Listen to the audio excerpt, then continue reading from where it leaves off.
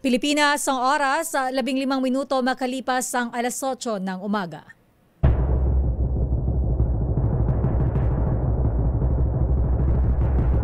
And the Golden Dove for Best Public Affairs Program Metro Manila goes to...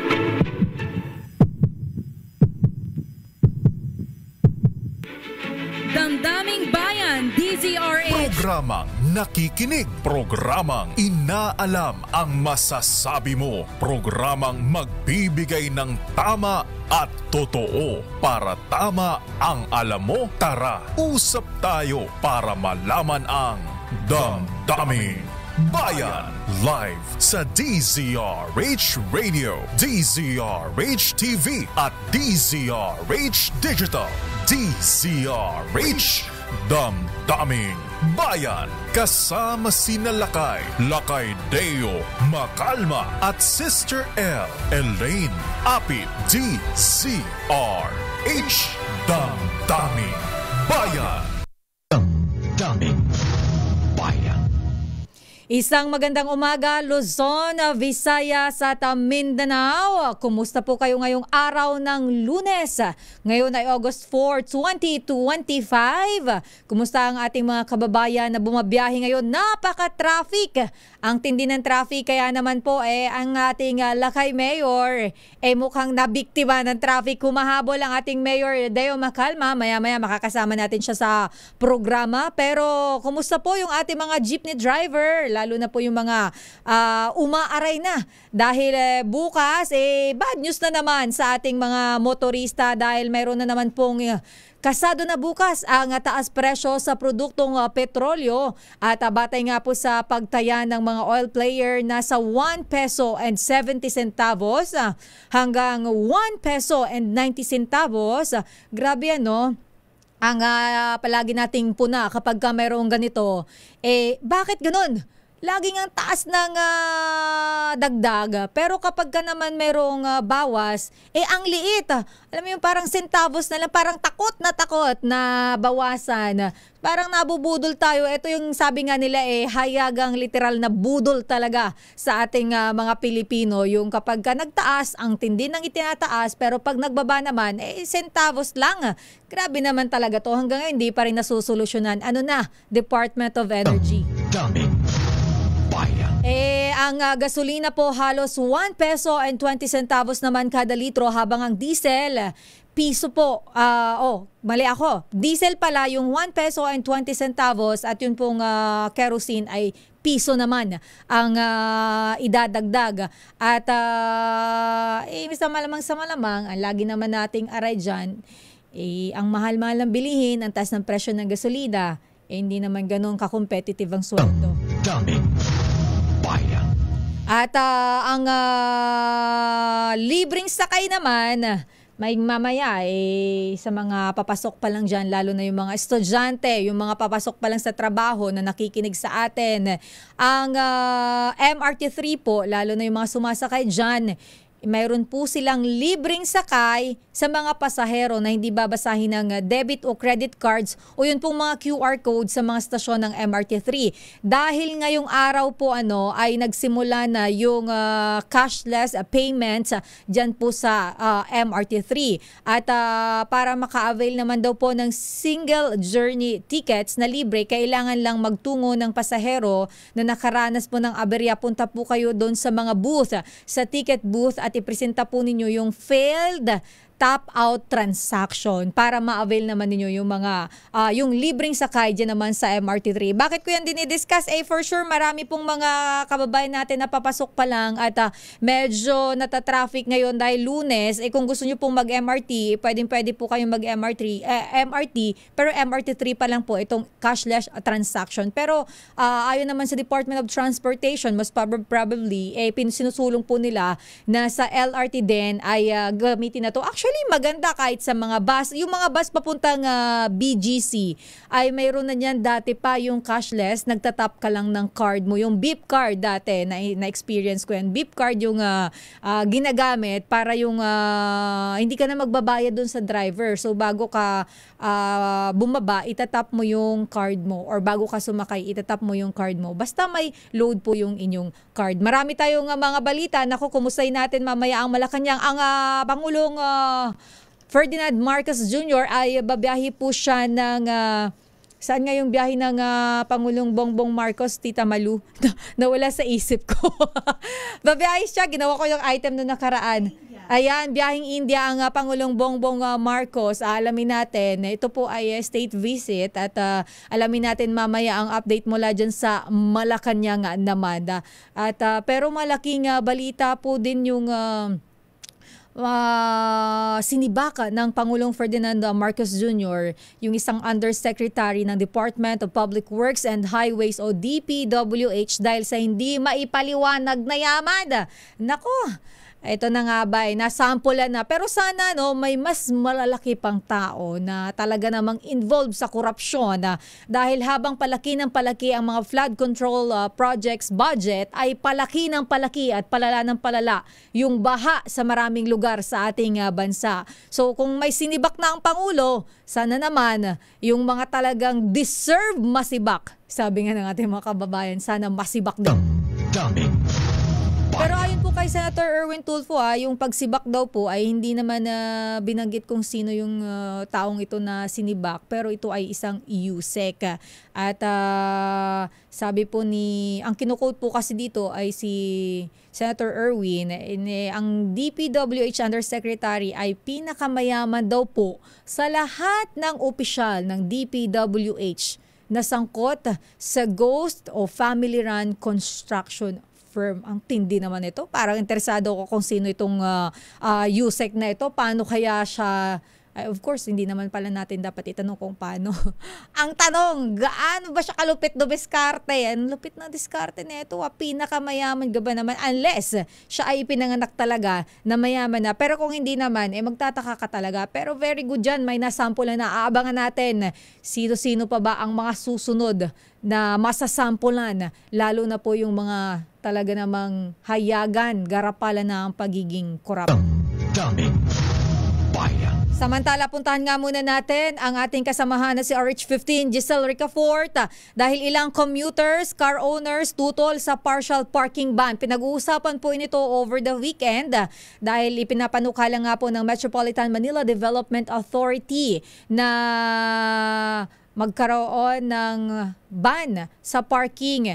At pero yung parking po sa mga street, sa yung mga nagpa-park sa gilid ng kalsada, yung mga actually matagal na po itong issue dahil ang nagiging problema nga imbis na magamit yung mga daanan ng tao, actually sidewalk nga ginagawang parking So imbis na yung tao sa sidewalk naglalakad, paano siya maglalakad doon? Merong nakatagilid na sasakyan na doon mismo nakapark sa sidewalk. So imbis na yung tao, yung karapatan ng tao ay nawawala, nagiging parking, kawawa naman, naglalakad sila sa gitna ng kalsada o kaya prone sila sa aksidente imbis na yung tao yung naglalakad, yung sasakyan, yung nandun sa, yun tama, pati bike lane, hinaharangan nila.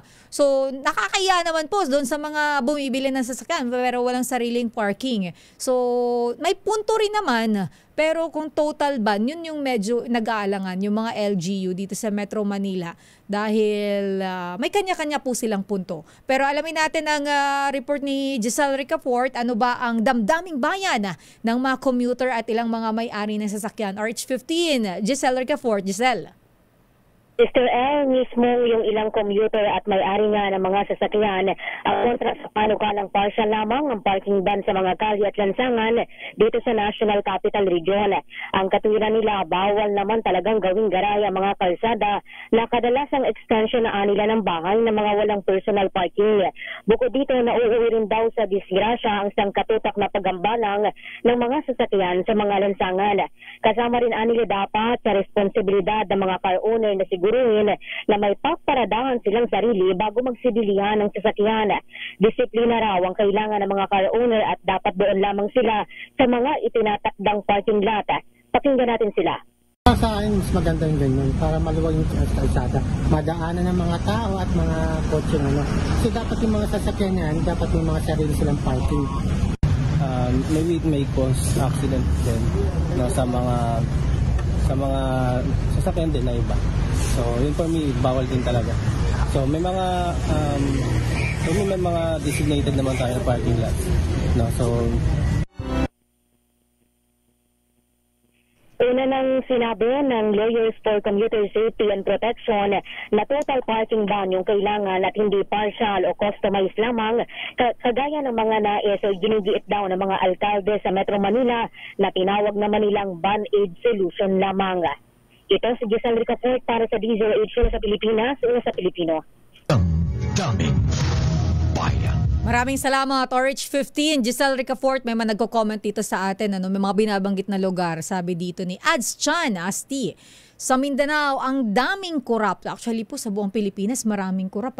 Yun yung problema sa atin. Ang Pilipinas, hanggang ngayon, third world country pa rin tayo dahil sa matinding korupsyon na imbis na napupunta sa maayos na serbisyo ng gobyerno, napapakinabangan ng taong bayan, yung mga proyekto ng gobyerno, yung tax na binabayaran ng bawat Pilipino na sana ay napupunta sa magagandang proyekto ay napapakinabangan ng mga taong ganid, mga makakapal ng buka, mga gusto lang sila mabuhay, sila lang gustong kumita at garapalan pa kung maglantad yung iba, yung parang RK, sabi nga ng mga millennial tsaka mga Gen Z, pinangangalandakan yung yaman na hindi naman sa kanila. Ay nako, nakaka-stress. Monday na Monday. Pero welcome po sa ating programang Damdaming Bayan.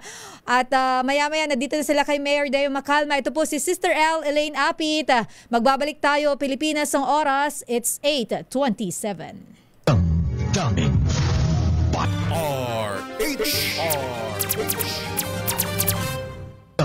Damdaming bayan. Kaya sa mga nakikipagsabwatan upang kunin ang pondo ng bayan at nakawin ang kinabukasan ng ating mga mamamayan, mahiya naman kayo sa inyong kapwa Pilipino. Mahiya naman kayo sa mga kabahayan nating naanod o nalubog sa mga pagbaha. Mahiya naman kayo lalo sa mga anak natin na magmamana sa mga utang na ginawa ninyo nang binuksan nyo lang ang pera. At yan po ay paalala mula kay Pangulong Bongbong Marcos. So, kaya naman kayo, paulit-ulit na yung Pangulo. Pero dahil nga po biyaheng India ang Pangulo, mukhang ang magiging caretakers ng Malacanang ay of course yung mga kasama dyan si ES, Executive Secretary Lucas Bersamin. Alamin nga natin mamaya kay Ms. Let dahil pag wala ang Pangulo, malamang sa malamang meron po yan otomatiko, merong caretaker. Pero para naman dun sa mga kabubukas lang po ng kanilang mga radyo, kaya ng kanilang mga telebisyon, o kaya naman yung mga nanonood sa ating social media accounts, live na live po tayo napapanood sa DZRH News Facebook page, gayon din po sa DZRH News Television YouTube channel, at sa inyo po mga television via cable channels nationwide po yan. Kung hindi pa po kayo nagbabasa ng mga balita sa dyaryo, online, pero karamihan sa ating mga kababayan, online na talaga yan nagbabasa ng balita. Kaya yung iba, hindi na talaga sila nakikinig ng radyo, hindi na rin sila nanonood ng TV, nagbabasa na lang sila online. Pero naglunsad nga po ang Pangulong Bongbong Marcos Jr. ng Bayanihan sa Estero program sa pamamagitan po ng multi-sectoral approach, kasama dyan ang MMDA, ang mga LGU, civil society organization at mga pribadong kumpanya, gayon din po yung mga NGO. At nasa 23 na mga estero po sa buong Metro Manila sa National Capital Region ang tinukoy at target ng nasabing programa. At ito po ay para linisin o inaasahan na malilinis yun pong mga estero na makatutulong para mabilis na humupa yung mga baha, mag-subside para po hindi lagi nakakaranas ng mga pagbaha. Tuwing nagkakaroon po ng malakas na ulan, actually yun yung na-observe natin lately, konting buhos ng ulan, ang bilis na bumaha yung maraming kalsada dito po sa Metro Manila. At abala po ito ng matindi, lalo na po sa ating mga kababayan na araw-araw bumabiyahe At napakahirap din po, lalo na yung leptospirosis, yung mga pagbaha na ganyan, nagkukos po ng sakit. Iba-ibang klase ng sakit yung nakukuha natin. Kasi yung minsan mga kababayan natin, hindi naman maiwasan lumusong sa baha. Ito po ay, programa ito ay inisyatiba po ng MMDA at para po linisin yung mga nakabarang basura, mga solid waste, kung ano-ano pa pong mga nakabara sa mga daluyan ng tubig na nagdudulot po ng matinding pagbaha. Maganda po itong programang ito at sana yung ating mga kababayan ay makibahagi at maganda po na magsimula yan sa disiplina natin sa ating mga sarili. Damdamin And Bayan. speaking of, nabanggit ko ang Malacanang dahil nga ang Pangulong Bongbong Marcos ay magtutungo po, biyahe po siya ng India. Alamin natin ang latest mula sa Malacanang, mula kay Arch 14, Ms. Leth Narciso. Ms. Leth. Sister El, alas 10 ngayong umaga, aalis si Pangulong Ferdinand Marcos Jr. para sa 5 araw na state visit sa India. Makakasama ng Pangulo sa kanyang delegasyon ang ilang miyembro ng gabinete, kabilang sina Foreign Affairs Secretary Maria Teresa Lazaro, Defense Secretary Gilberto Chodoro Jr., Trade Secretary Cristina Roque at Special Assistant to the President for Investment and Economic Affairs Frederick Go. At dahil meron din siyang business engagements doon, inaasahang may bitbit din si Pangulong Marcos sa mga negosyante mula dito sa Pilipinas. Doon na lang sinabi ng DFA na puno ang schedule ni PBBM sa kanyang biyahe sa India. Kabilang pulong kasi ang dadaluhan ng presidente sa matataas na opisyal doon, bukod pa sa mga speaking engagement. Sa katunayan, pagdating doon mamaya ay agad haharap si Pangulong Marcos sa Filipino community. Tatayo naman caretakers sina Executive Secretary Lucas Bersamin, Agrarian Reform Secretary Conrado Estrella III at Education Secretary Sani Angara habang nasa India si Pangulong Marcos. Ms. Leth, so, Ms. Leth, pagdating niya pala mamaya, kasi di ba usually, ang pagpunta ng Pangulo sa Filipino community kapag may binibisita siyang ibang bansa, pagkatapos na ng event, so mamaya, didiretso agad siya. Nawawala. Ayan. Ms. Leth, clear na ba ako? Ayan, oo. So nga mamaya, Ms. Leth, nabanggit mo, diretso agad siya sa Filipino community. Parang unlike ng mga iba, di mga previous travels niya, pumupunta siya pagkapatapos na yung kanyang dinadaluhang event Ay, hindi. Ayun lagi. Ayun ba yung so sorry naman. So nauuna ang pagpunta niya sa mga Filipino community sa ipagka mayroon siyang pagbisita na ganito. Hindi pare-pareho, pero madalas nauuna. Ayan, kagaya nga ngayon, pagdating doon mamaya, ang biyahe mula Pilipinas hanggang India ay almost 7 hours. 7 hours. 6 hours and 40 minutes, mga ganyan, yung direct flight. At ahead ang Pilipinas ng 2.5 oras. So mga tama ba yung kwenta ko? Mga alas 6. Wait lang. So kung 10 siya, Ms. Leth, parang ganun nga, parang ganun. So mamaya pa pala siya darating. Philcom ang unang event ng presidente sa India. Hindi ba tayo bibili ng mga mga armas? Di ba magagaling gumawa ang India, Ms. Leth, ng armas?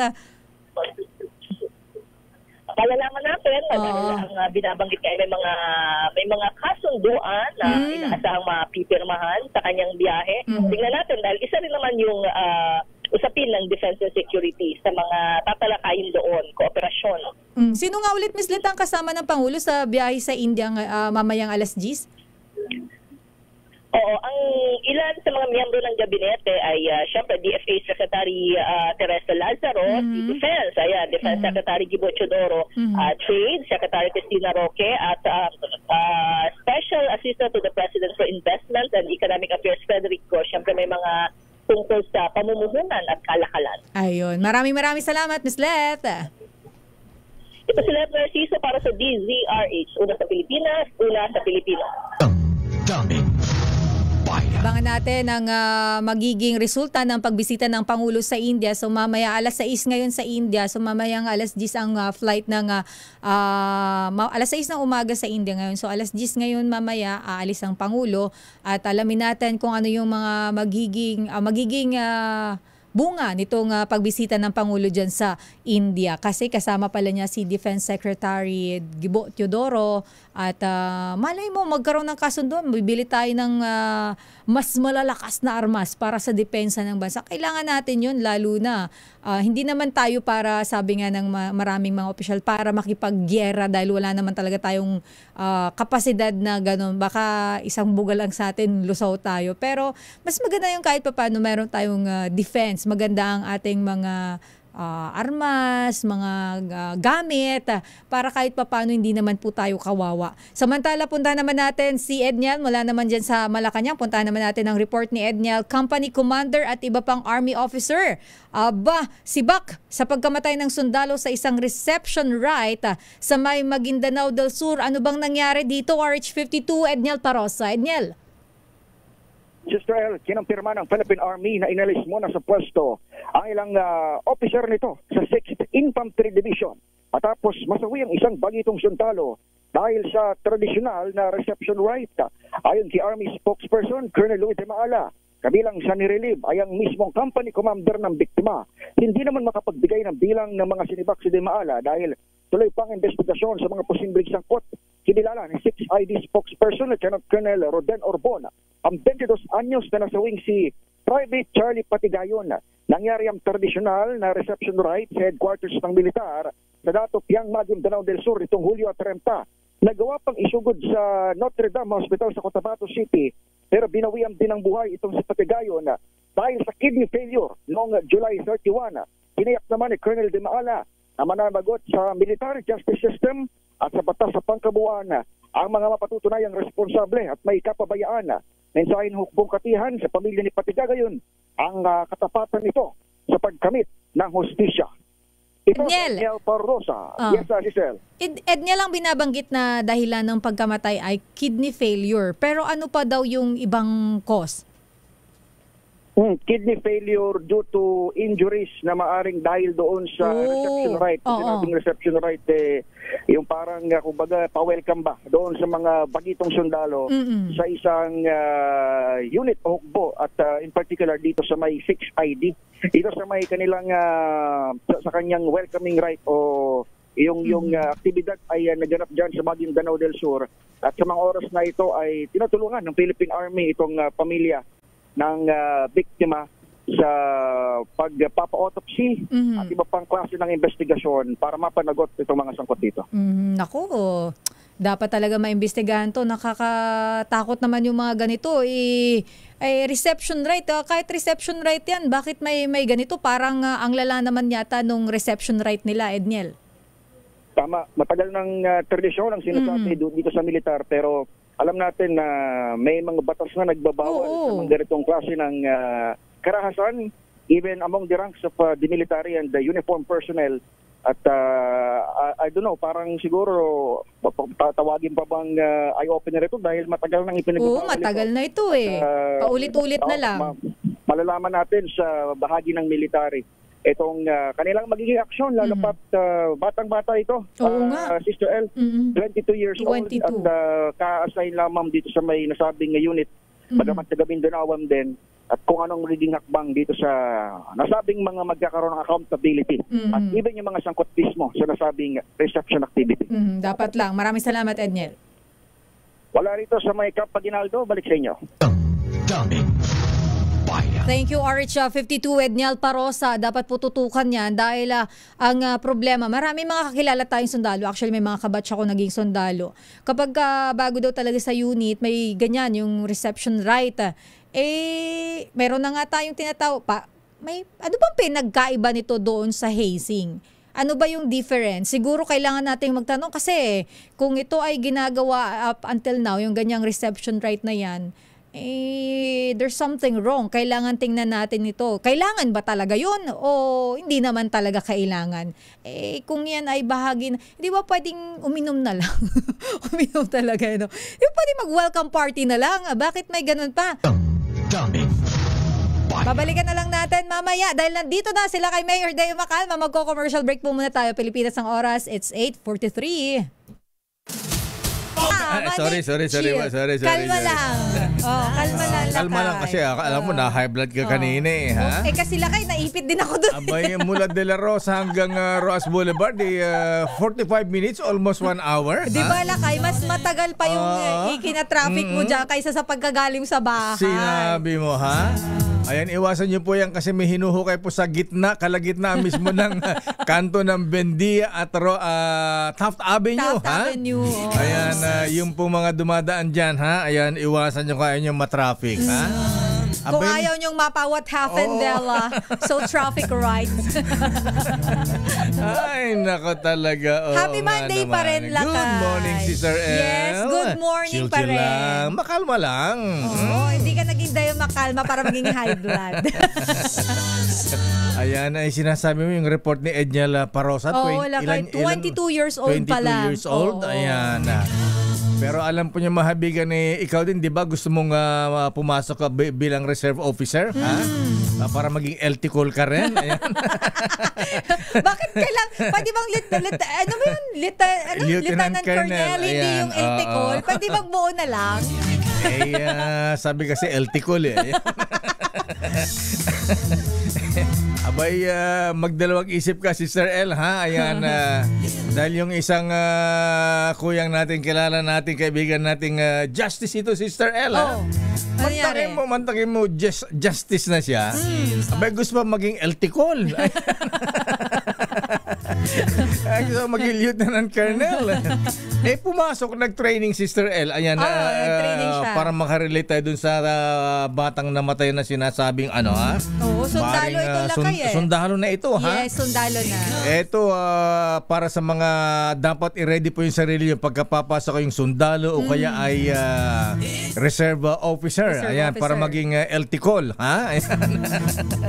Katulad ni Justice, ha?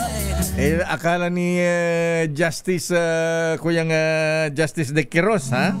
Akala niya madali lang mag-training dyan sa Philippine Air Force. Ayan. Okay, Air Force. Kumpara sa Marine, sa Army, mga ganyan. Abay, pangatlong araw pa lamang niya, gusto na mag-quit. Kaya di ba kaya lagi sinasabi, kailangan meron kang determinasyon. Kasi kung wala ka nun, susuko ka agad. Ganito ang nangyari. Sabi niya, kwento ni Justice, ha? Abay, 3 araw, sabi niya, gusto ko na mag-quit, ha?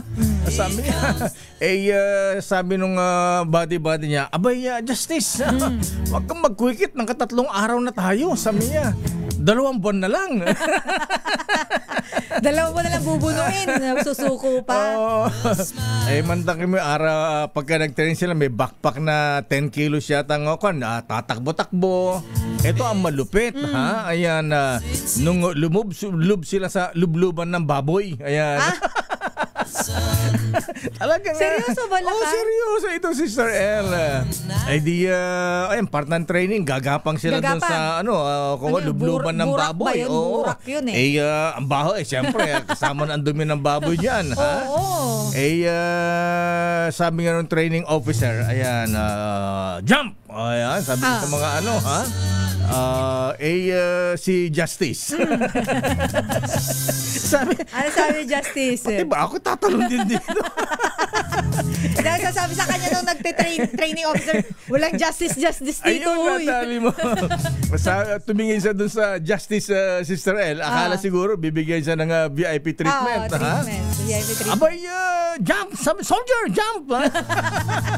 Walang justice dito. Dito malon siya. Pagtalon, tapos crawl. Akala ko pagtalon, dumapa na lang. Crawl, Sister El. Gapang. Justice dito. Wala tayo sa teritoryo mo. Ngayon ako, sabi ni Justice, sabi niya, pagkatapos yung damit nilang yun, abay, overnight, walang palitan. Yun din ang damit nila, ang baho-baho. Grabe yun lakay. Pero part ng training. Yes, kaya sabi niya, pero di naman ako nagsisisi, sabi ni Justice na yan. Natapos niya? Oo, tinapos niya. Mapapahiya siya kasi kasama niya mga training dun sa training may mga retired principal, babae, mga teachers. Mapapahiya siya. Ayan.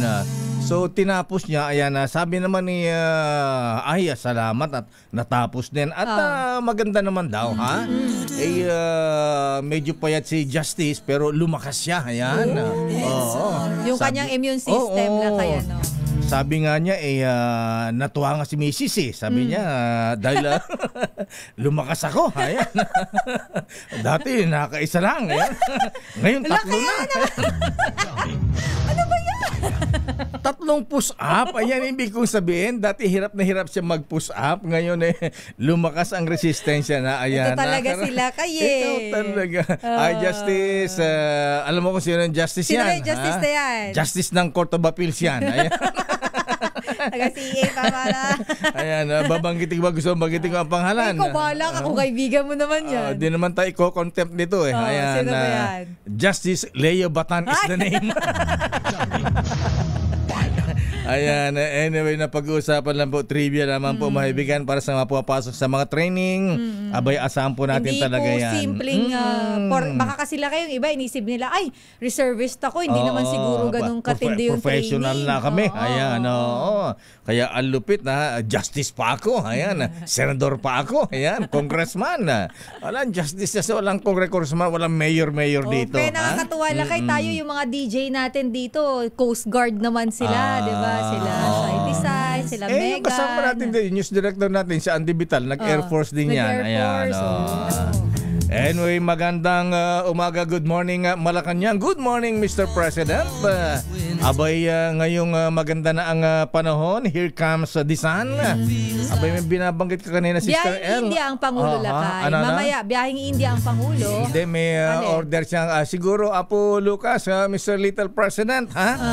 Abay ko ang officer in charge sa Apo sa Malacanang, ha? Habang hindi pa ginagawang OIC si VP Inday Sara Duterte Carpio. Kailan pa ba magagawa OIC si VP? Tingin ko, malabo na yan lakay. Baka pwede kang mag-draft Apo ng presidential decree. Presidential decree, hindi. Alam pala tayong martial law. Walang martial law lakay. Executive order Apo ni Apo Bonget. Ayan. Baka pwede kang mag-draft ng executive order, Mr. Little President Apo Lucas, na instructing all government agencies involved in disaster preparedness, Sister L. Abay, pwede ba ngayong habang maganda-ganda ang panahon, habang di pa dumadating yung 12 bagyo? Ayan. Grabe, dami. Sabi ng pagkasa, 12 bagyo ha? Abay, atasan po ang mga concerned agencies sa panguna ng DILG, Mr. Secretary, ha? Apo LGU. Lucas, LGU. Ayan, atasan si Secretary John B. Cremulya, ha? Lahat ng mga mayors, ayan, isama natin ang mga taga DPWH. Ayan, isama na natin yung mga congressmen na bilyones ang pondo sa flood control project. Yes, yun yung binabanggit ko kanina lang nanggagala 80 ka, ha? Isama kasi habang palaki ng palaki yung pondo, yung bapat hindi ng patindi. Isama na rin natin ang mga contractors. Ayan. Yung mga mahilig kumita. Yes. Mga yumayaman lakay. At mamaya pag-usapan natin Undersecretary, may trivia tayo dyan. Kilala mo ba yun? Abay, yung na-elbow? At Apo General Ometa Browner, AFP Chief, baka pwede rin po natin isama ang mga sundalo natin, lalo ng mga taga-Philippine Army. General Nafarrete, ayan. Yung bago. Ang ating bagong commandant ng Philippine Army. Nasaan na yung engineering brigade ng Philippine Army? Asan na yung mga draftees, yung mga training? Yung pwedeng, kasi sa community lang kaya, no? Sa community service. Naalala ko nung panahon ni Apo Perdi Sr., yung mga draftee, mga bagong pasok na sundalo, ha? Engineering brigade. Abay, nung estudyante tayo sa University Bal, Sister L, ha? Nakita natin yung mga sundalo na training na nagukay na estero. Ayan, nagdidiklag, mga bara-bara. Diklag. Ayan, Mr. Little President Apo Lucas. Ayan, siguro pwede ba gawin natin parang preparedness sa the big one. Ayan. Yes. So, tsaka lakay mas okay na yung i-maintain yung ganun. Yes. Diba yung hindi yung kung kailan lang makaranas ng baha or ng calamity, ng disaster. Ayan, oo. Tsaka lang tayo kikilos. Noon summer season sinisimulan ang declogging ha. Ngayong maganda ang panahon Apo Lucas, Mr. President, baka pwedeng magbigay ng direktiba habang kayo ay nasa India. Ayan. Pagbalik nyo, masimulan na po yung mga pagukay sa mga estero ha. Mga drainage natin. Ayan, sabi nga ni Professor Maharlagmay ng UP ha. Oo. Ang Project NOAA. Metro Manila ay sinking city na, Sister El. Yun nga lakay 20 to 40 millimeters taon-taon ay bumababa ha. Yung water level ng seawater level mataas na kaysa sa lupa. Kaysa sa lupa. Oo. So, ang tendency lakay, lulubog ka talaga agad-agad. Kaya sabi ni Professor Mahar Lagmay, wag na tayong magsisihan. Ayan, pag-aralan natin, ayusin natin ang mga drainage natin. Ayan. At handang sa ganun maganda ang daloy ng tubig baha sa Manila Bay at Laguna de Bay at Laguna Bay. Ayan. Hindi barado. At gibain na yung mga yung mga building structures na nakatinayo sa mga estero. Ayan, mga ganyan. Dyan sa Kainta, di ba? Parang Danny Sanchez. Ayan, ang tagal niyong inayos yan. Abay, maraming pabrika, Sister El, tinayuan yung barado yung mga drainage niyan. Dahil tinayuan ng pabrika. Kasi tinambakan lakay saan pupunta yung tubig? Wala siyang pupuntahan. So ayusin ang topography ika nga yung mapa ng landscape ng ating mga kalsada sa Metro Manila. At sabi nga nung isang kausap kong engineer ng DPW, Sister El, hindi naman niya sinasabing malaki ang kinita ni Yusek kay Sinibak. Kaya may unexplained wealth. Sabi niya, hindi may paliwanag daw yung yaman lakay Sabi rin ni Professor Mahar Lagmay taasan din ang makalsada, Sister El. Sabi ko, engineer, kawawa naman kung tataas yung kalsada, paano yung mga kabahayan sa gilid? Ang tendency sa kanila pupunta yung tubig. Talagang ganun, collateral damage na yan, pero mas importante yung mataas na kalsada para in case of emergency, may madadaanan. Sabing gano'n. Ganun ba yun? Pero ang suma total, ayusin natin, Mr. President, Apo Lucas Bersamin, kailangan ng executive order. Pakilusin natin lahat ng mga concerned government agencies, ay mga mayors. Diba? Ayan. Ang sample dyan lakay. Kapitan, barangay ang officials. napapansin natin sa paggaganyan, as of now, nakikita ko yung Manila, lakay, Maynila. Ayan, si Yorme. Ayan, dapat yan, simultaneous. Yes, ayan, tuloy-tuloy. Hindi lang Metro Manila, nationwide. Yes, ayan. Kaya kailangan natin executive order, Apo Lucas. Ayan, presidential decree. Lakay, siguro kung sino ang babaeng city, dapat may parusa sa mayor. Ayan, tama, ayan. Diba? Kasi ikaw yung tatay Ayan, kung bahain pa yung lugar niyo, si Mayor ilublob sa drum. Ilublob sa drum. Pag-swimmingin. Mayor, mag-swimming ka dyan. Sabi, hindi mo inaayos yung teritoryo mo dyan. Kasi lakay, maraming nagre-reklamo na parang karamihan sa kanilang mga lugar, dekada nang inirereklamo hanggang ngayon, binabaha pa rin. Ayan, pero kung may tinanggal na opisyal sa DPWH, sa Sister L, yung pagtanggal sa 3 undersecretary ng Department of Health, ikinabahala naman ni Senator Bongo. Naku, ito yun lakay. Pero magkaiba naman ito, Sister L. Alam natin yung taga DPWH, sabi nga may unexplained wealth. Yes, yun yung, sabi ko nga kanina lakay, pinanganak ba yun talagang mayaman? Alam mo kung pinanganak nakaluwag-luwag nung ngayon na. Alam mo kung bakit, Raymond, Sister L, yung taga DPWH, pag may mga nagre-reklamo dyan, mga opisyal, mga senador, congressman, o kaya matataas ang posisyon, ay alam ito ni Manong Secretary Bunuan. Pag may problema Yusek, ayusin mo ka ng bahala dyan. Troubleshooter ng DPWH ito, Sister L. Troubleshooter, pero alam mo na, Pero itong sa DOH, kakaiba ito. Ito yung mga nagtatrabahong tahimik na... Ito yung mga taga-kontra dun sa mga hindi magandang ginagawa ng sekretary ng DOH. Mantangin mo, Berheresing, tinanggal. Ha? Yes, lakay. Yusek Bravo, ayan. Si Singh na lang. Ito yung mga magaganda ang performance pagkatapos tinanggal ni Secretary Ted Herbosa. Sabi daw lakay, ang pinag-uusapan dito yung expired tenure. Di ba? Yung parang, policy ba yun, expired tenure? Seso itong si Berhere. Kaya nga lang yun yung naging, kumbaga, pinag-uusap-usapan ng mga palitan ng opinion ngayon. Kaya tama yan. Ikinabalan Senator Bongo. Senator Bongo, imbestigahan mo po ninyo ito. Yes.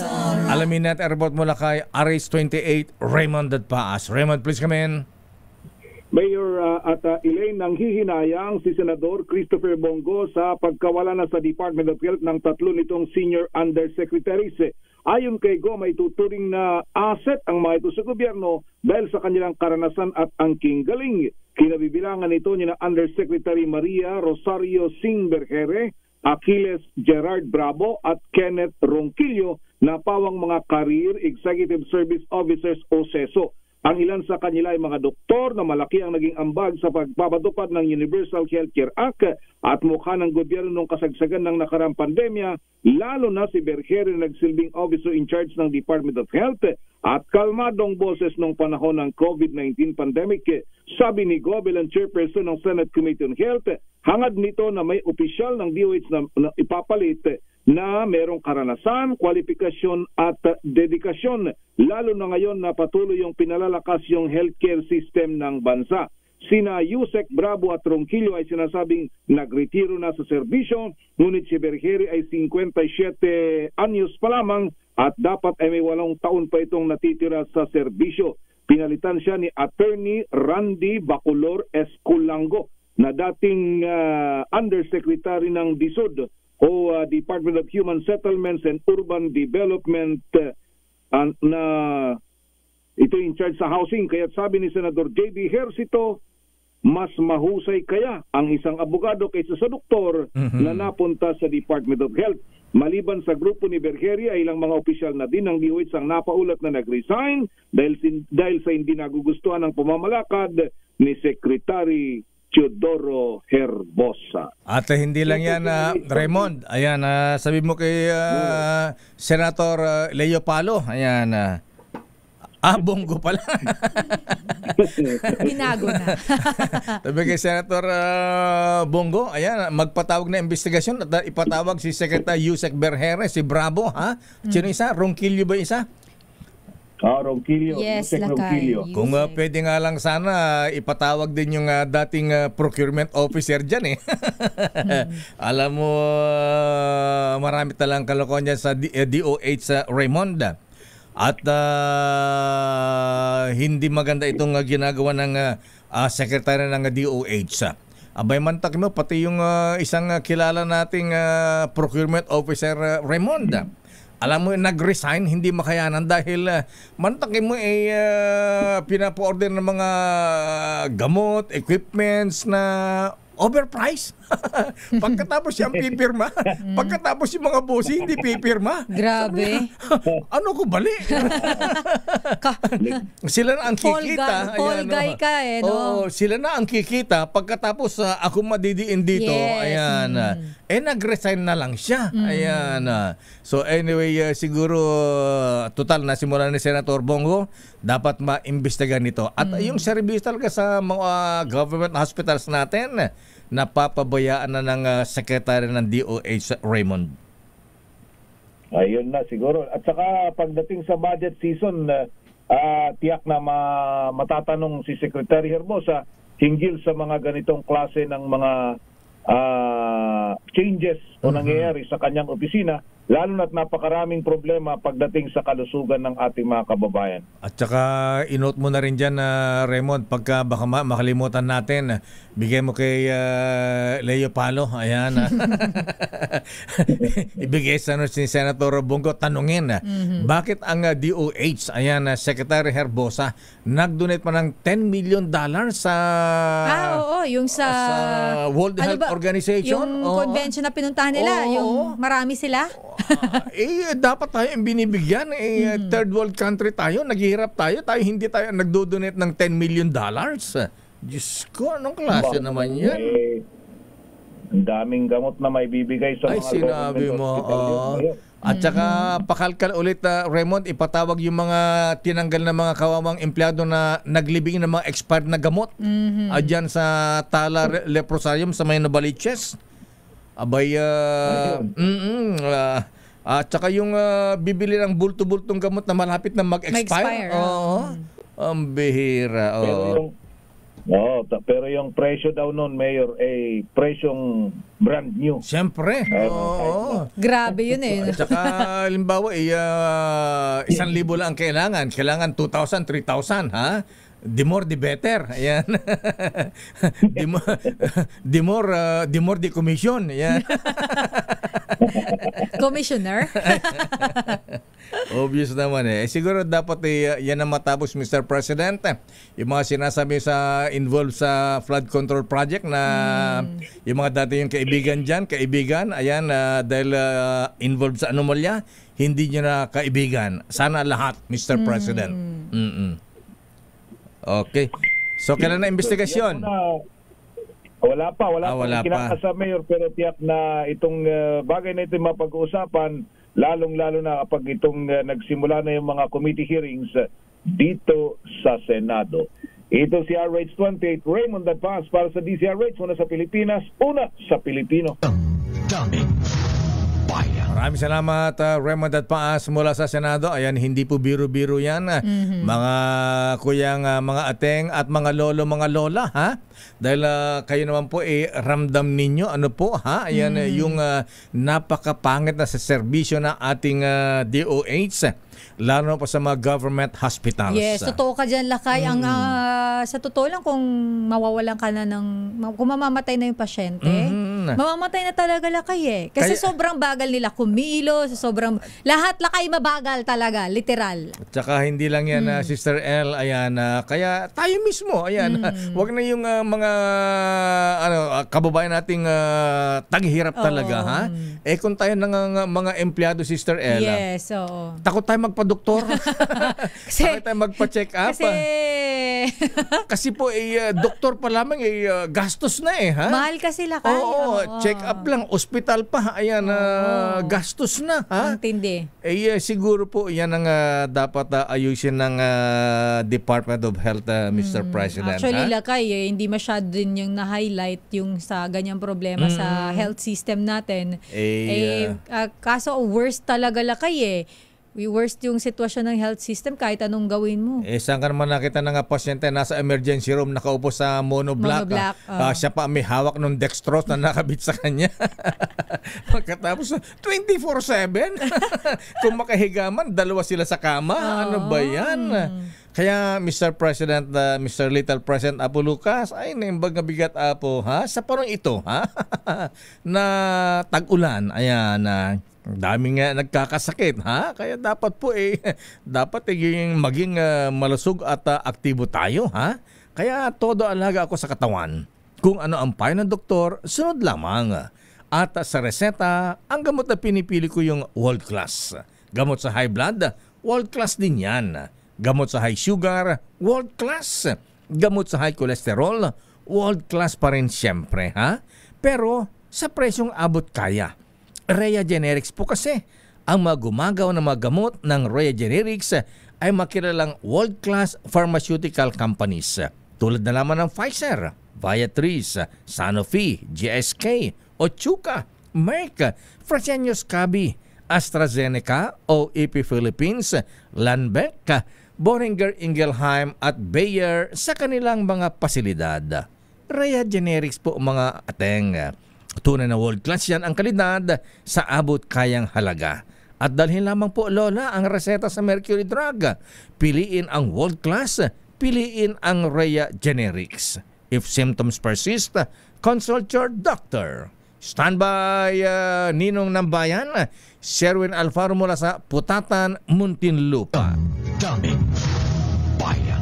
Oras, Chief Justice Alex Jesmundo. Oy, mista. General Edwin Ernie. Oras, Sister L. It's 9:11. This time check is brought to you by...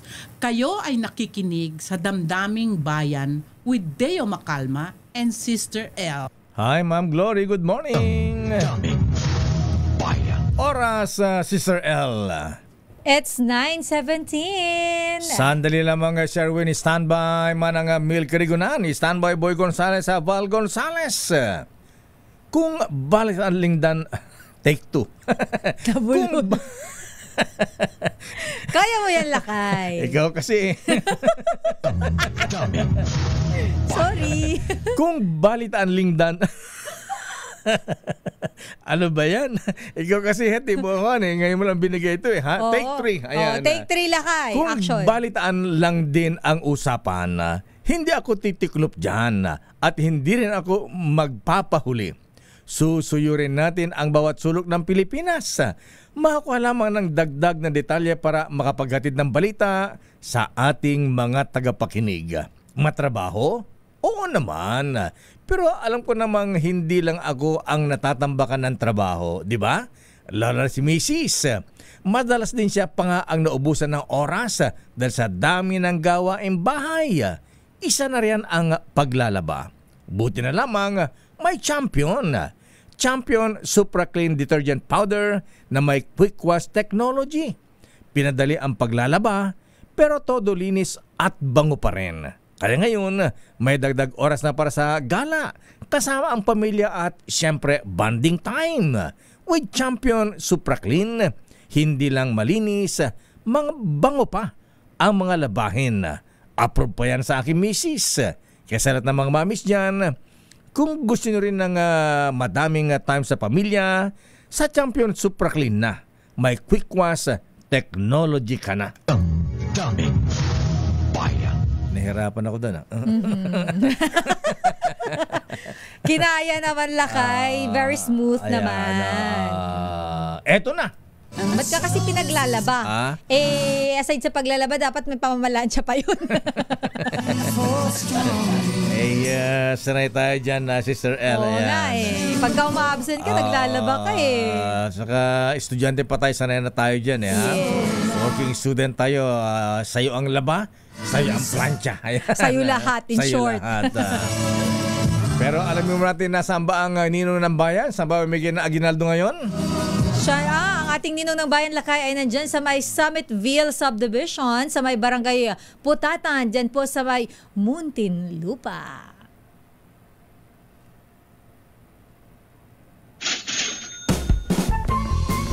Dahil malakas ang kako makinig sa DZRH, malakas ka rin sa amin. Itodo nyo na ng malakasan ang inyong radyo at makakay na ang matyempohan ng aming roving reporter na nakikinig o nanonood sa DZRH. Instant, mananalo ka ng malakasang 1,000 pesos sa DZRH Malakas Promo, hatid sa atin ang kauna-unahang radyo sa Pilipinas, DZRH. Una sa Pilipinas, una sa Pilipino.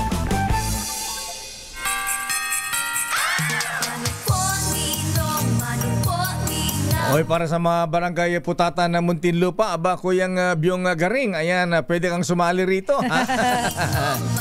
Sa Summitville Subdivision, Barangay Putatan, Muntinlupa. Yes, ang ating ninong Lakay na 143 days na lang. 143. Wow, bilis na. I love you. Wow. 143. Di ba? Tama ako. Yan. 143, alam mo, Alba Moreno. Movie ba yun dati, Lakay? Naging movie ba yun? Oo, hindi. Ano yan, pagka nag-gigay siya, may program yun ha? 143. Ayan. Okay. Alam mo kung para kanina yun. Para kanina. Kay Dolphy. Oo. Kulit. Sila ni Pidol nung araw 143. Ano 143? I love you pala yun.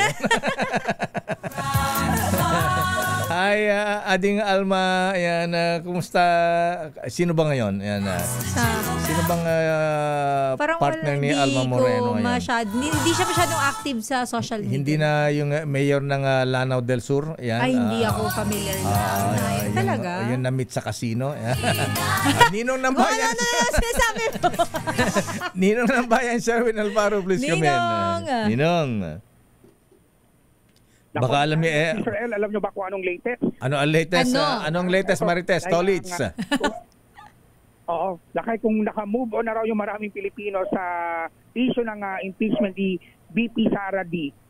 Tila daw napako yung dalawang dating Supreme Court justices na sila Adolfo Ascuna at Antonio Carpio sa naturang issue. Para raw sa dalawa, hindi lang katanggap-tanggap yung ginawa ng Korte Suprema. And take note, hindi lang ang inaatake yung desisyon ni Senior Associate Justice Marivic Leonen, kundi yung institution daw mismo ng Korte Suprema.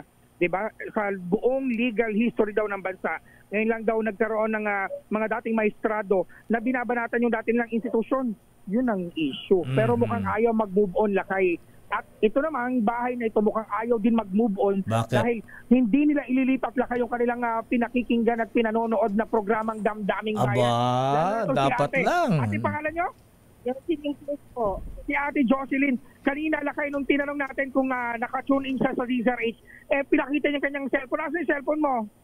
Ayan, nung kanyang cellphone. No? Ayun, naka-tune in sa DZRH. Ba't na cellphone? Wala bang radyo si Ate Jocelyn? Teo Macal. Aba, I love you, Ate. Ay, love you, mua-mua. Thank you, Ate. Ang pagkakasabi, Lakay. Ano? Idol. Silang dalawa dahil idol. Love you, Ate, talaga. Mua-mua. 1,000 pesos. Salamat po. Deo Macalba at kay Sister El. Ayan, welcome, Ate. Ganda ni Ate, Ayan, Si Ate kahit walang ayos, maganda. Dating ng kanyang beauty.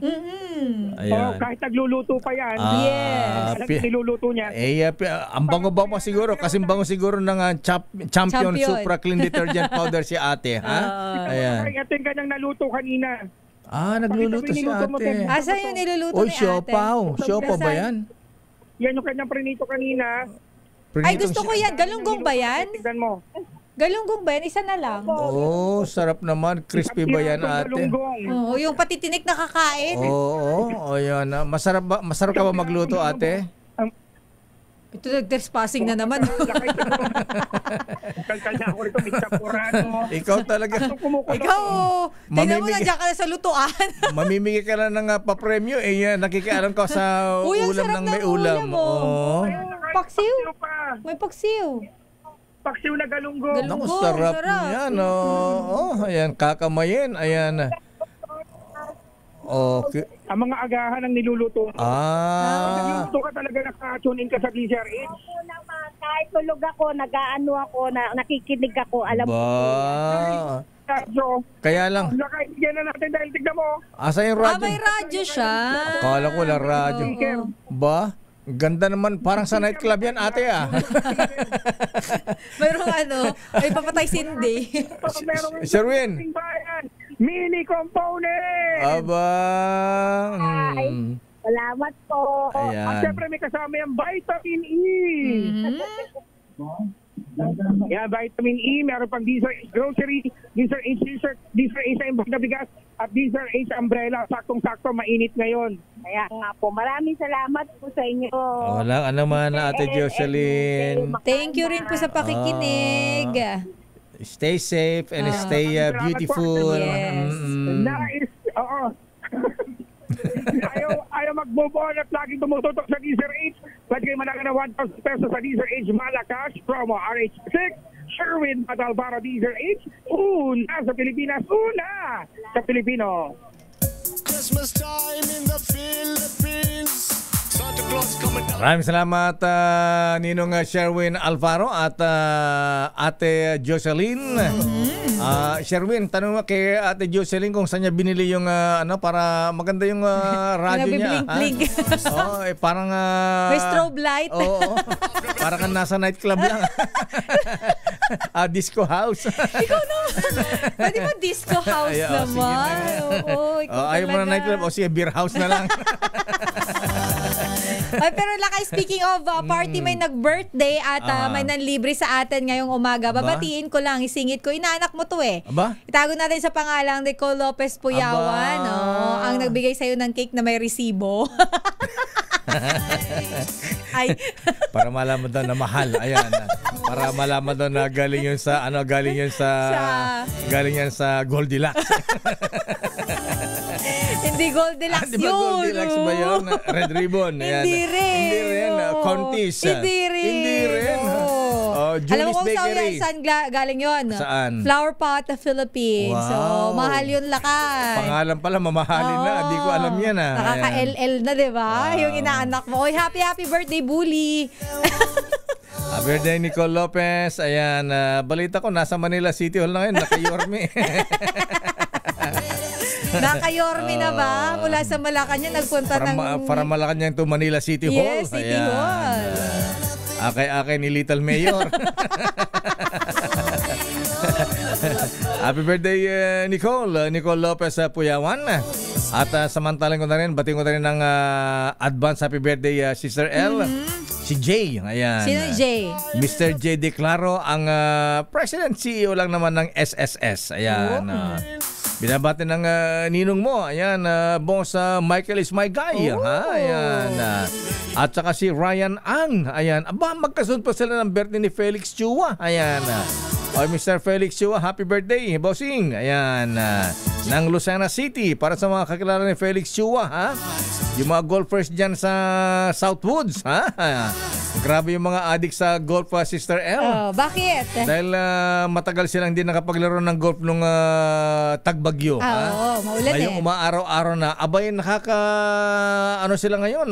27 holes. 36 Grabe. holes. Ano yun lakay? Ang ilang oras sila naglalaro doon? Abay, maghapon. Pag ano nila, ano na sila lakay? Tostado. 6 na oras, 8 oras. Ayan. Happy birthday din kay Elmer Bonglabog. Happy birthday, Bong. Ayan, nalaba tayo dyan. Si Yusek Rodel Dasil at si Yusek Jeremy Regino. Aba, lakay Jeremy, birthday mo pala lakay, ha? Yusek, happy birthday. Kaya lang wala na sa DOTR nag-resign ito, ha? Nasa PCSO na yata siya ngayon. Ayun, ha? Tumatay ng loto? Ayan. Lakay Jeremy, naragsak nga pa nagkasangay, ha? Kablaawan na kani Manong Oka Orbos. Ayan, Manong Team Orbos, ha? At saka si Little Mayor CBC. Ayan. At happy birthday pa kay Kuyang Blav Manangbaw. Happy birthday. Samantala, Barangay Hall ng Barangay 208 sa Maynila, gigibain na ng LGU. Bahagyang nagkaroon ng tension sa mga residente. Aba, umalma ba si Congressman Joel Chua? Yung pinatay yung ano doon, Barangay Hall? Oo, ayan. Pero dapat, boy, sabi mo kay Yorme, unahin din ng paglilinis ng mga estero sa Maynila. Oo, yan. Lalo na dyan sa may U-belt lakay. Ay, sinabi mo, ha? Aris number 29, Boy Gonzales Dumagoso, please come in. Boy G. Lakay, Sister Ella, yung binabagit mo, lakay, yung declogging. Ting Sabado may declogging. Aba, talaga? Diba, yung galing. Yung EO ni Yorme na mag-declogging ang mga barangay official tuwing Sabado. Yan, tuloy-tuloy yan tuwing Sabado para maibisan yung baha. Dito naman lakay sa... Yan ang sinasabi natin, boy, kay panawagan natin kay Apo Little President Lucas sa Bersamin, ha? Gawa siya ng executive order para pirma ng presidente na lahat ng mga government agencies, concerned agencies sa disaster preparedness, ha? Baha. Ayan, habang maganda ang panahon, ayan, pwedeng nationwide. Ayan, yes, so kalkalin nila yung mga dapat kalkalin na bara dyan. DPWH, LGUs, mga mayor, hanggang barangay. Ayan. At isama na natin ang mga sundalo ng Philippine Army Engineering Brigade. Tulungan. Proceed, boy. Pagka talaga lakay nagkaisa, magiging maunlad at magayos at yung mga lahat ng agency. Gagaya dito sa mga LGU, pagka nagkaisa ang bawat LGU ay na mag-declogging tuwing Sabado ay maibsan. At dito naman tayo lakay. Ayan, kaya sandali lang, boy. Tawagan na rin natin si Secretary John Vic Remulla. Ayan, Secretary John Vic. Ayan, baka pwede kayong mag-prepare na rin ng ng resolution order para sa mga LGUs na linisin ang kanilang mga estero, mga drainage dyan. Pagka binaha, ang mayor na babahain, pasumingin dun sa estero. Pinalangoy. Okay, boy, huwag kang aalis dyan hanggat hindi humuhupa baha. Okay, boy. Dito, medyo mainit dito lang kaya at tensionado kasi meron mga residente na tumututol na magiba. Laban dito. Ba't may nagagalit din? Mahawa ka ng maso. Haluin mo lang agad. Ayaw ba nilang gibayan? Ano bang...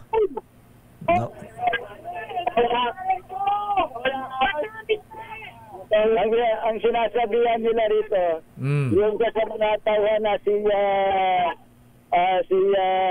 tawag nila si General Sukat, talagang kasi ang itong barangay na nandiyan sa video ay iskinita to na ayon kay Chairman Rolly Reyes ng Barangay 208, matagal na rito, year 30 taon na. 30 taon na to. Sabi niya ni Chairman Reyes, 30 years daw na itanayo to. Pero matagal na pala yan. Oo. Nandito sa mismong pagkitan to lakay na rin sa labi nyo at ng Orion sa may dinalato. Nasa gitna sakop sa ng district to. Pero nasa bangketa. Nasa bangketa kasi. Boy mismo, no? Nasa iskinita mismo. Pati yung Teka. Nasa ibabaw na iskinita, boy? Pinatong sa iskinita? Sa mismo ng iskinita. Galing ka ng Orion Street. Pasok ka na lalabas ka rito na Rizal Avenue. Hindi, boy, gusto ko malaman yung barangay hall na 4-story building, 3-story Iba pa yata ito lakay eh. Iba pa ba ito, boy? Nasa tatlong palapag. 3-story. Hindi pa tapos yung tatlong palapag eh. Tapos Teka, boy, sandali. Ito itinayo sa ibabaw mismo ng estero, ganon? Hindi na kayo. Iskinita. Iskinita. Daanan. In short, daanan to dapat. So wala nang daanan ngayon. Masikip na yung daanan. Masikip na talaga. Oo, nakay. Kaya binigyan na rin ng notice na ayon kay Engineer Rolano ng Department of Engineering and Public Works. Binigyan sila ng notice. Pero boy, may mga tumututol. Bakit sila tumututol? Ano ba ang meron dun sa barangay hall? May mga ginagawang clinic ba yan? Ano ba ang pakinabang ng mga residente dun sa itinayong barangay hall dyan? Siyempre lakay, may mga tumututol talaga dito sa barangay. Ayan, si nanay, tabi-saris po tayo ha. Bakit po kayo tumututol dito sa pag-ibada? 36 years na pong nakatayo yan. Bakit ngayong ginigiba? Bakit ngayong may obstruction na sinasabi? Hindi better kung dinaanan ng sasakyan yung lugar na yan. Dahil yan, right way po yan ng both side na may-ari. Eto pong right na to, binigay po yan ng intake, magtayo daw kami ng barangay dyan. At daycare para sa mga paslip. Ngayon sinasabi obstruction. Pero ano po kayo dito? Official po? Hindi po. Boy. Po kami, nandito na kami na. Boy, may daycare pala yan eh, pambira. Ba't ginigiba yan? Gawin 10 story yan. Nakay. Ano yan eh, ang tawag dito, nung sabi ni Engineer Bulano, binigyan na sila ng notice ang bakit pa raw pinayagan na ipasok yung daycare, yung mga estudyante.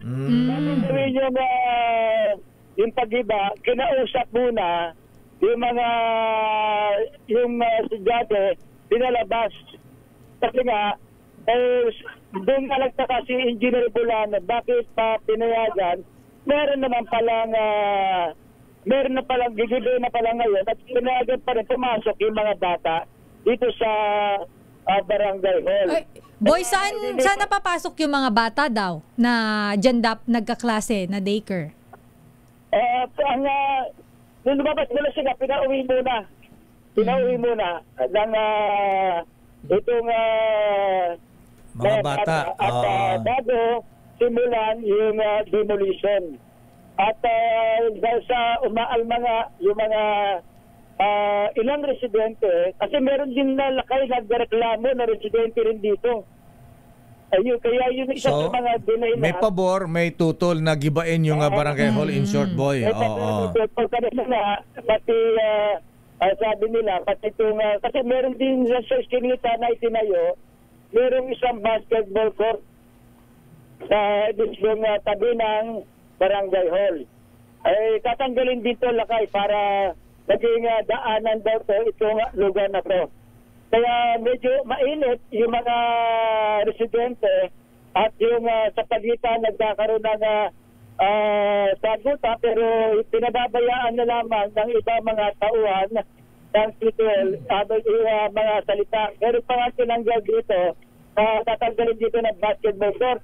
Ang katwiran ng mga residente, tanggalin na yung basketball court, may sumigaw na mag-a-addict na lang daw sila. Sabi naman ng taga-CTL, mag-a-addict ka para mahuli ka. Ang kulit eh. Alang yan. Okay. Diyos ko.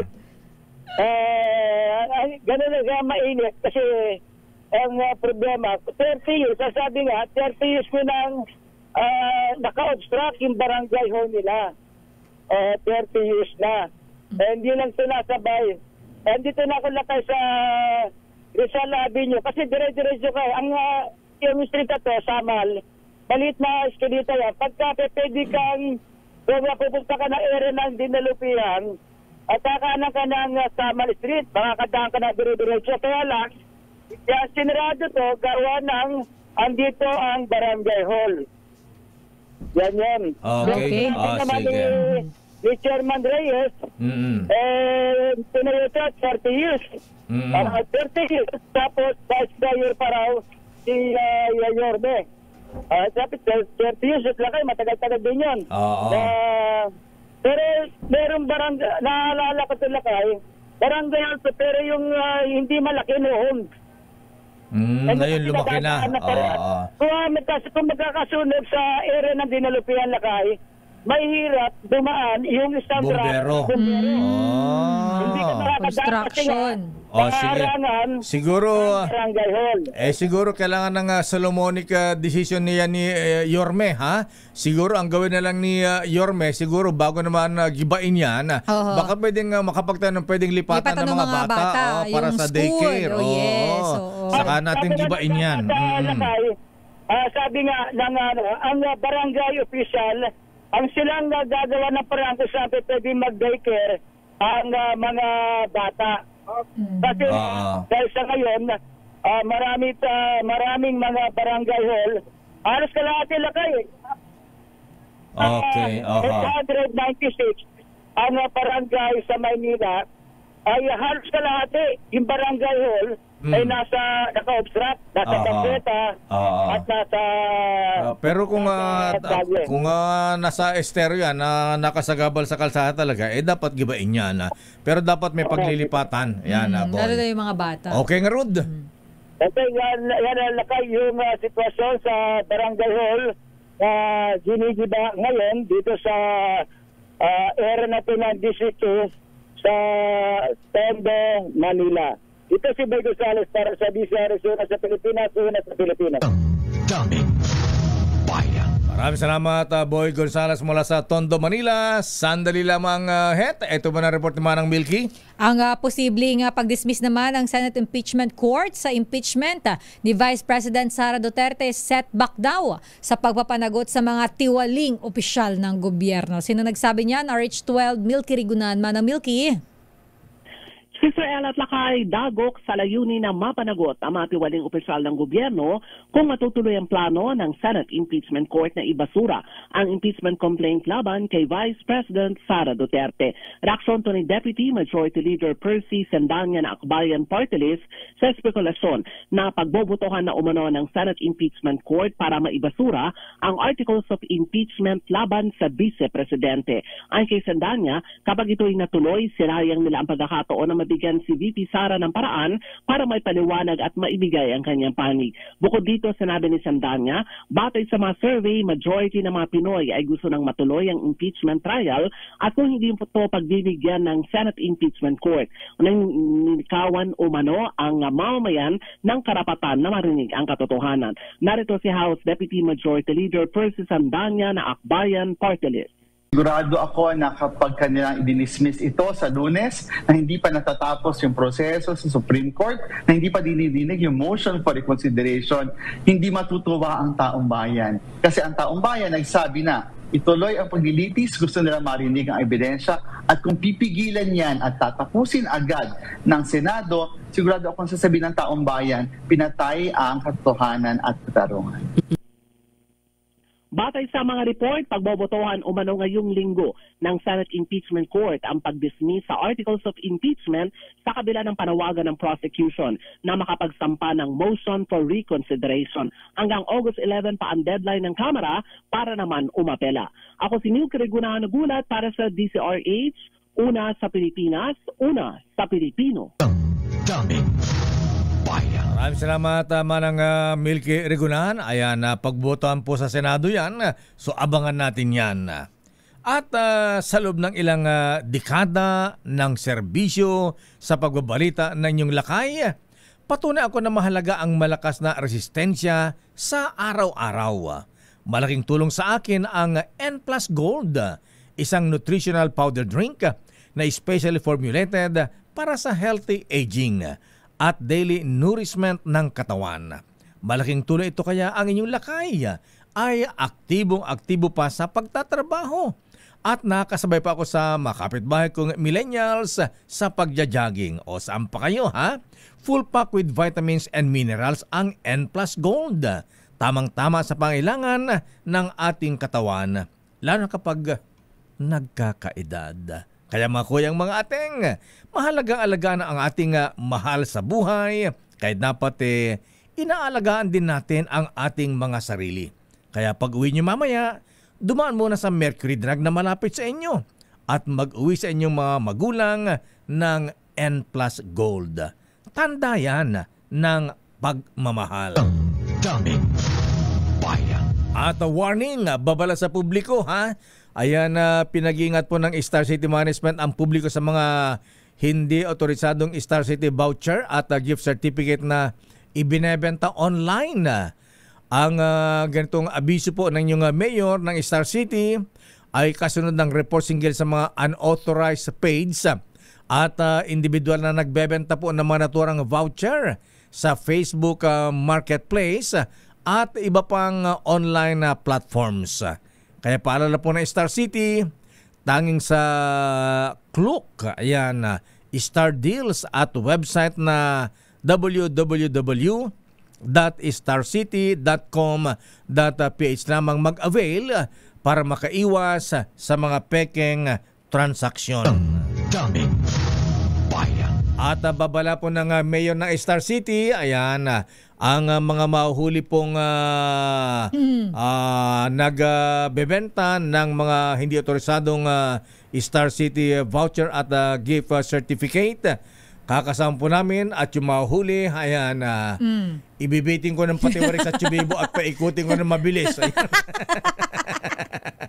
Mano-mano. Ayan, hanggang sa mahilo kayo, hanggang sa magtanda. Ha? Ayan, kaya ingat din po sa mga ganitong mga pekeng pagbebenta ng voucher at GC mula po sa Star City. Oras, Sister L. It's 9:46. Ang oras sa Sister L. 9:52. Kanina high blood ka, magkano itataas ng gasolina? Grabe naman yun, lakay. 170? May 190 nga daw. Lakay na dyan yung Codego. Sa gasolina yan o diesel? Double check natin lakay. Ayokong mabash. Parang gasolina yung sinabi mo kanina, mas mababa yung diesel ang increase. Ang increase lakay ay nawala tuloy yung pinipindot ko ditong goggle. Nagagagal ako lakay Aha, ayan. So ngayon mga kuya ha, bukas bukas yan lakay. Medyo malaki-laki ang oil price increase kaya ngayon pala ayun. Ito lakay. 190 per liter. 170 to 190 sa gasolina. Tapos 1 peso hanggang 1 peso and 20 centavos sa diesel. Ang mahal lakay. Tapos 80 hanggang 1 peso naman sa kerosene. Effective yan bukas. Grabe. Kaya mga kuya, mga ateng ha, mga jeepney drivers, truck drivers. Mapapakamot ka talaga ng ulo, ano lakay? Full tank nyo na mga kuya. Ayan. Kamot ulo ka talaga. 190 sa gasolina, 120 sa diesel. Oo, grabe yan lakay. Ayan, mukhang di pinapahinggan yung ating bagong Energy Secretary na, sino yan? Yung OIC, Sharon Garin. Si Sharon Cuneta Garin. Ayan. Ay, naku, mabuti pa ang chairman Altenco ng PAGCOR. Ayan. Ay, secretary na nga pala siya lakay. Si Sharon Garin. Officially, kasabay ni sino ba yung kasabay niyang official, Kyle? Na-confirm na ba sa CA? Ay, dadaan pa to ng I mean, yung kanyang appointment lakay ay secretary na. Dati kasi OIC pa lang. Hindi na OIC. Hindi pa siya, wala pa lakay. Hindi pa dumadaan sa CA. Secretary Garin, ayan. Mukhang kulang sa charm nyo, madam, kay sa mga Lord of the Owel. Akala ko kulang sa sungit. Baka pwede i-charm si boss Ninong Don Ramon San Miguel Ang. Yes. Ay sama na rin si Mama Lorelai Kiambao ng Siao. Yes. Hi Ma'am Lorelai. Ang ganda pa naman ng kantang Lorelai. At saka si sino nga ba yung sa Caltex? Ayan, Caltex, sino ba? Para imported yun Peter Pavilion ba yan? Ha? Sa Caltex yan lakay? Mr. Leo Dagamak, sino nga ba yung taga Caltex? Ha? Ayan. Pero ang sabi ng PAGCOR, umabot na sa mahigit na 67 million ang naipagkaloob na tulong ng PAGCOR sa mga lugar na sinalanta ng mga bagyo at pagbaha. Mahigit 74,000 na families sa Metro Manila at ilang probinsya sa Luzon ang nabigyan ng food and non-food packs na may lang mga bigas, dilata, noodles, kape, hygiene kits at banig. Ayan.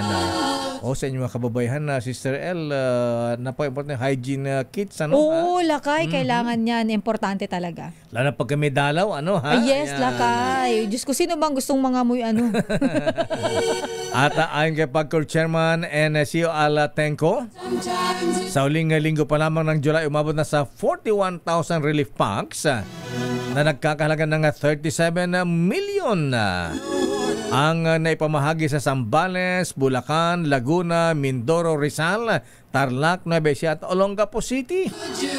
At nabigyan din ng care packages ang Tingog Party List at anggapan ni Senator Supremo ni Senator Lito Lapid. Ayan. Para ipamahagi sa mga nasakupan na apektado ng kalamidad. At ayon kay pati si Yorme, si Kuyang Noble Mayor. At pati si Olongapo City Mayor Roland Paulino Jr. Ayan. Ay nagpapasalamat din sa pagkakaloob ng PAGCOR ng 2,000 food at non-food packs mula sa PAGCOR noong Biyernes, July 31. Sabi ni Noble Yorme Roland Paulino Jr. Maraming salamat sa inyong malasakit para sa aming mga kababayan. Hindi po namin ito makalimutan at malayo po ang mararating ng iyong tulong sa amin dito sa Olongapo. Sabi ni Mayor Roland Paulino Jr. Maraming salamat, Chairman. Ayan, sabi ni Yorme Noble Roland Lanjay Paulino. Daming bayan. Sa Business, Sister L. Your business is our business. Eto na ang ating balitang negosyo lakay. Atlas Mining Corporation naglunsad naman ng kauna-unahang floating solar plant sa bansa. Solar plant. Nasa dagat, syempre, floating. Nasa dagat o sa ilog. Parang, alam eh. Parang may pinakita sa akin sa Central Luzon ba o Cagayan Valley yun. Ayan. Solar floating lakay? Floating solar plant sa pala? Sa ilog din. Sa malaking river ba o sa Palayan? Hindi ko na matandaan. Ayan. Alamin natin kung ano itong floating solar plant na ito. Kung saan din ito inilagay. Mula kay Sofia Gansa. Sofia. Inilantad ng Atlas Consolidated Mining and Development Corporation ang kanilang megawatt-scale floating photovoltaic installation sa Cebu. Sa isang pahayag, sinabi ng Atlas Mining na ang subsidiary nitong Carmen Copper Corporation ay matagumpay na nakapagkomisyon ng 3 ektaryang floating solar facility sa Malubog Reservoir. Ang naturang installation ay nakakapag-generate ng hanggang 4.99 megawatts ng renewable energy, katumbas ng humigit kumulang 10% na pangangailangan ng proyekto. Bukod rito, sinabi rin ng Atlas Mining na ang pasilidad ay may scalable capacity na aabot hanggang 50 megawatts, sapat para paganahin ang mining operation gamit ang mas malinis na enerhiya. Ang floating solar project ay idinisenyo ng Kansas-based company na Black & Veatch at natapos sa loob ng 15 buwan nang hindi lumalagpas sa budget. Mayroon itong 8,540 solar panels, isang prefabricated substation at 6-kilometer overhead distribution line. Konektado rin ito sa 34.5 kV substation ng Carmen Copper Corporation. Samantala, nagsara ang palitan ng piso kontra dolyar noong August 1 sa halagang 58.145 pesos kada US dollar. At iyan ang ating balita sa mundo ng negosyo. Your business is our business. Ito si Sofia Gans para sa DZRH, una sa Pilipinas, una sa Pilipino. Your business is our business. Sa ano pala yan, lakay? Sa may Toledo City sa Cebu. Uy, maraming salamat Miss Sofia Gans. At yan ang kailangan natin, Sister L. Mas mura yata yan kaysa sa ano yung kasi yung electric fan na malaki. Ayan. Tawag doon windmill. Ayan, Ito kasi electric fan na malaki. Renewable energy. Ayan. Kailangan natin. Yes. Baka sakaling bumaba ang singil sa kuryente. Kaya nga ako lakay, puro solar na lang ang inano ko ginagamit. Ayan, sa ilaw, ganyan. Talaga. Ako rin ha. Ayan. Lalo na yung bahay namin sa probinsya, walang nakatira. Makabili ka ng solar panel na tig 1,000, 2,000. Ano yan lakay? Yun yung pwedeng magdamag din, diba? Kung ilang watts ba yung ganun lakay? Ewan ko lang kung ilang watts. 4 na parang ano. Kasi laki lang nito. Ayan. Tapos pinagmamalaki mo sa akin. Pwede na nga ilawan yung paligid mo ng paligid ng bahay ng magdamag. Hindi inaabot ng magdamag Hindi ba sa'yo lakay? Yung akin inaabot. Inaabot ng magdamag. Pag mas malaki yung watts na binili mo, aabutin siya ng magdamag. Siguro magdagdag ako ng watts. Yes. 5 watts lang yata kasi akin. Liit nun lakay. Nagtipid kasi ako. Alam mo na, lokahan. Maganda kasi dun lakay. Alam mo naman, samantalahin ko na to, sa amin, madalas laging brown out. Hello, shout out sa Aleco, sa Albay. Ayan. Ang tawag namin lakay Kimat-Kimat Capital. Alam mo yung Kimat-Kimat sa amin, patay sindi. Kimat-Kimat Capital. Ang Kimat sa amin, lightning. Ayan. Kimat. Sa amin, Kimat-Kimat yung patay sindi lakay. On, off, on, off. Parang Christmas light lang. Yes. Maagang pawasko. Ayan.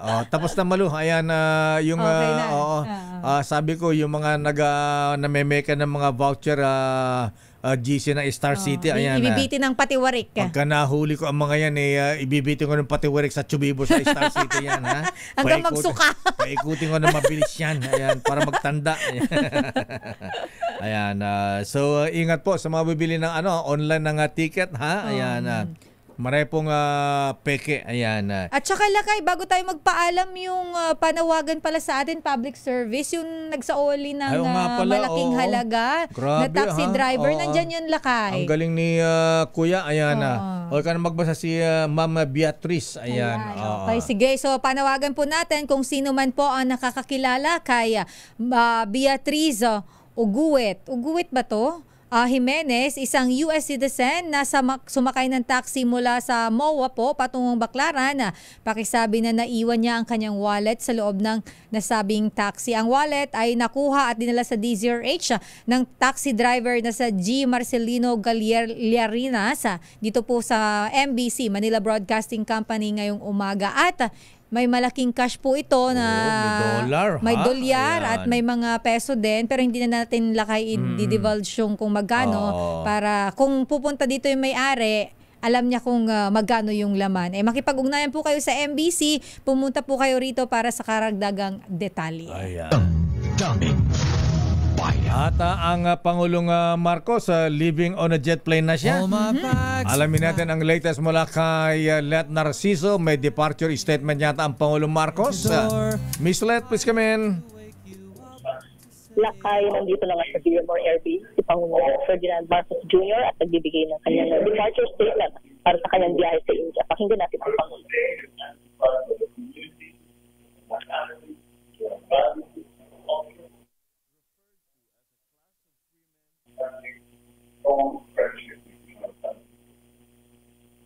This visit to India will cap a year-long Mahina.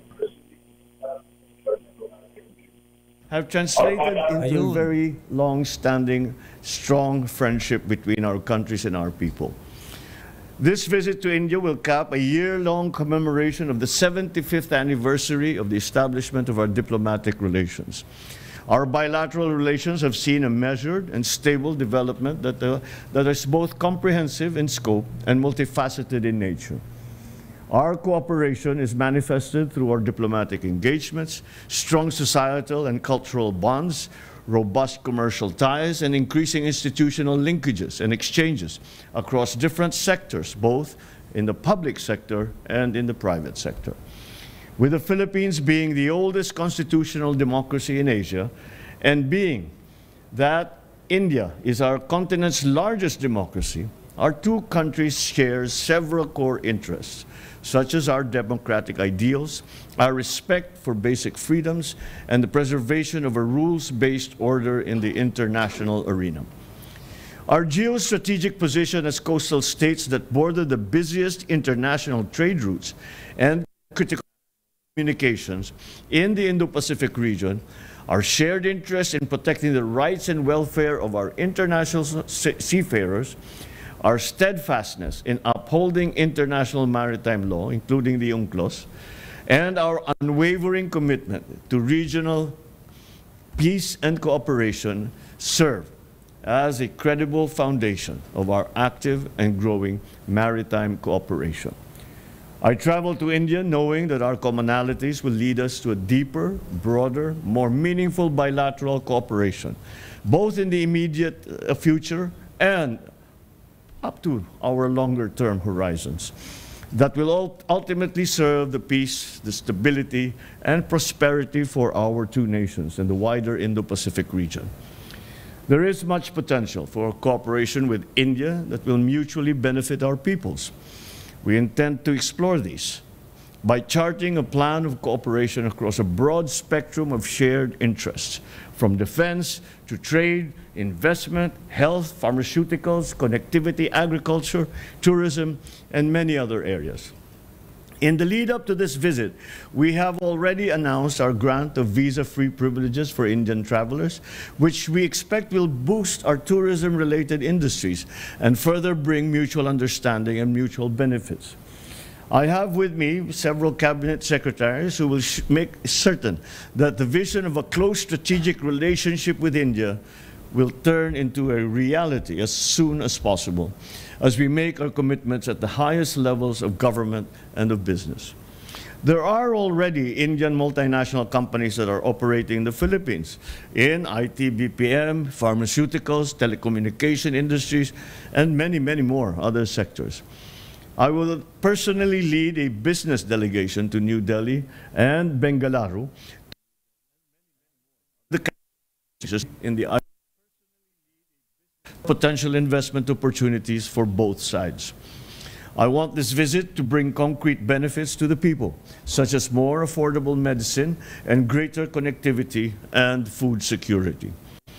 It is incumbent upon us, now more than ever, to maximize the opportunities in trade and investment with the world's fourth largest economy. I look forward to a productive visit and much closer Philippines-India relations. Thank you. Maraming salamat at magandang umaga sa inyo lahat. Ayan lakay, binanggit ng Presidente sa kanyang departure statement. Tataon yung kanyang pagbisita sa 75th anniversary ng diplomatic relations ng India at Pilipinas. Yung isang Presidente ang inaasahang pagpapalakas sa iba't ibang kooperasyon sa larangan ng ekonomiya, depensa, seguridad, palakalan, gamot, pharmaceuticals, at maging sa turismo. O lakay, health, ayan, para daw sa mga murang gamot. At may binanggit niya na may mga Indian multinational companies na nag-ooperate sa Pilipinas, pero siya pangungunahan niya yung business meetings para explore yung potential investment pa na makikinabang pareho ang India at ang Pilipinas. Ngayon kaya ay kausap lang nagbibili lang sa Presidente dun sa mga miyembro ng gabinete na siguro may iwan. Nakangiti si nakangiti si DPWH Secretary Manny Bonoan, mukhang hindi pagbabakasyonin habang isinasagawa ang investigasyon batay dun sa kahilingan ni Congressman Albi Benitez. Okay. Wala pang ganyan lakay. Ayan. Pero banggitin natin ulit na ang caretaker habang wala si Presidente, sina Executive Secretary Lucas Bersamin, Agrarian Reform Secretary Conrado Estrella III, at Education Secretary Sani Angara. Si Sani Angara ngayon tsaka si Secretary Sani Angara ang kasama sa ano ngayon? Caretaker. Caretaker in charge. Lakay. Sila ang miyembro ng caretaker committee. Nag-aabang na ang Plan 001 para sa paglipad ng Presidente at ng kanyang delegasyon. Mula dito sa Villamor Air Base, ito sila lista para sa DZRH. Una sa Pilipinas, una sa Pilipino. Maraming salamat, Miss Lata Narciso. At magandang balita mga misis, baka matagdagan ng mautangan natin ng 5-6 kasi free visa daw yung mga tourist Indians na pumunta rito. Good morning, Mr. Michael is my guy. Maraming salamat po sa iyong donasyon sa Operation Tulong. Grabe to 200,000 lang naman si Yes, diba? Tapos parang kailan lang nagbigay siya, tapos ngayon meron ulit. Pero malungkot yata siya. Bakit? 58 ang palitan. Oo nga. Nag-open ngayon 57.75. 57.75. Sana bumaba pa. Good morning, paring Manding Bahakan, Bishop Ephraim Fotagana, Kuyang Ben Alegre, Kuyang Judge Boyet Mapili, at Ryan Ang at Attorney Nelson Borja. At si Atty. Oscar Cristobal Sahagun, good morning. At yan ang kabuuan natin palatunto ng damdaming bayan. Ako po si Deo Macalma. Salamat po si Sister L. Elaine Apit. Stay safe, everyone. Operasyon Tulong susunod na. Wonder Woman. Miss May Binaohan. Bye-bye. Tell you now they don't mean a thing.